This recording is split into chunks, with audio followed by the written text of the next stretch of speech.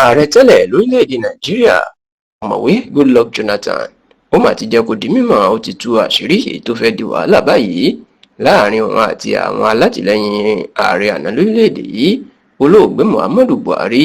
pẹ̀lú bí Jonathan ṣe jẹ́ kó di mímọ̀ wípé lásìkò tóun ṣe ààrẹ nàìjíríà níṣe ni ẹgbẹ́ afẹ̀míṣòfò ní Boko Haram níṣe ni wọ́n máa jẹ́ kó di mímọ̀ fóun wípé bóun bá fẹ́ kí àlàáfíà jọba tóun fẹ́ káwọn jọ ṣe ìpàdé papọ̀ kí ẹni tí àwọn yóò yàn gẹ́gẹ́ bí aṣojú àwọn láti jẹ́ kó bá ìjọba Jonathan ṣèpàdé òun ni Muhammadu Buhari àti pé àwọn fọkàntán Buhari ohun tí Buhari bá ti ṣe òun ni n tó bá ti sọ ni làwọn yóò fara mọ́. níbi ayẹyẹ ìfilọ́lẹ̀ ìwé kan tí ọ̀gá iléeṣẹ́ ológun orílẹ̀-èdè Nàìjíríà lásìkò ìjọba Jonathan ajagunfẹ̀yìntì Lucky Irabor ìwé tó kọ èyí tó ṣe ìfilọ́lẹ̀ ní ìlú Àbújá níbi tó ti pe àwọn èèyàn ńláńlá káàkiri orílẹ̀-èdè Nàìjíríà tí gbajúgbajà àwọn olóṣèlú àti àwọn èèyàn pàtàkì láwùjọ táwọn náà wà níbẹ̀ bíi olóyè Olúṣẹ́gun Ọbásanjọ́ àwọn bíi Sultan Sokoto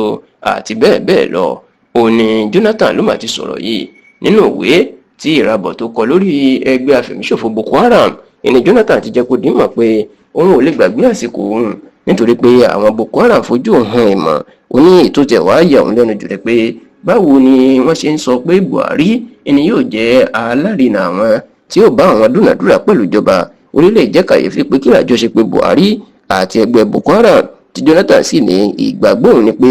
bí Buhari bá fi gbàjọba lọ́wọ́ òun pẹ̀lú àjọṣepọ̀ tó wà láàrin wọn àti Boko Haram tó fi ràn sí òun pé òun ni kó wá bá àwọn ṣèpàdé yóò tètè wọ ojútùú sí ọ̀rọ̀ Boko Haram ṣùgbọ́n tó ní pẹ̀lú ọdún mẹ́jọ tí Buhari tó lò níjọba kò rọ́rọ̀ ju Boko Haram yanjú ètò ló jẹ́ kó mọ̀ wípé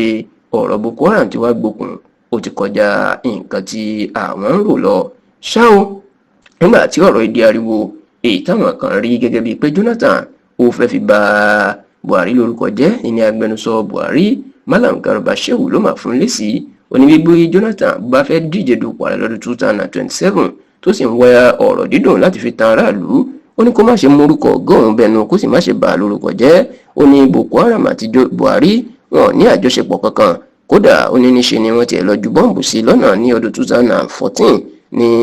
ìlú Kaduna tí wọ́n fẹ́ pa á kódà tó náà ṣe àwọn èèyàn léṣe ó ní sẹ́ni tó lájọṣepọ̀ pẹ̀lú wọn ni wọ́n fẹ́ pa á bẹ́ẹ̀ ó ní ọdún 2012 ìní ọkùnrin kan tí ó ń jẹ́ Mohammed Ibn Abdulaziz tó pe rẹ̀ lórí apá kan Boko Haram inú fọ̀rọ̀ náà síta pé Buhari làwọn fẹ́ràn yíyàn gẹ́gẹ́ bí aṣojú àwọn láti bájọba Jonathan ṣèpàdé ó ní bẹ́ẹ̀ làwọn ti fi fèsì fún ọkùnrin náà nígbà náà wípé àwọn olóṣèlú ló ń lò ó láti bà Buhari lórúkọ jẹ́ nítorí pé Buhari ò ní àjọṣepọ̀ kankan pẹ̀lú ẹgbẹ́ Boko Haram ní ìgbà náà àti títí tí ọjọ́ kú ẹ̀ tó fi.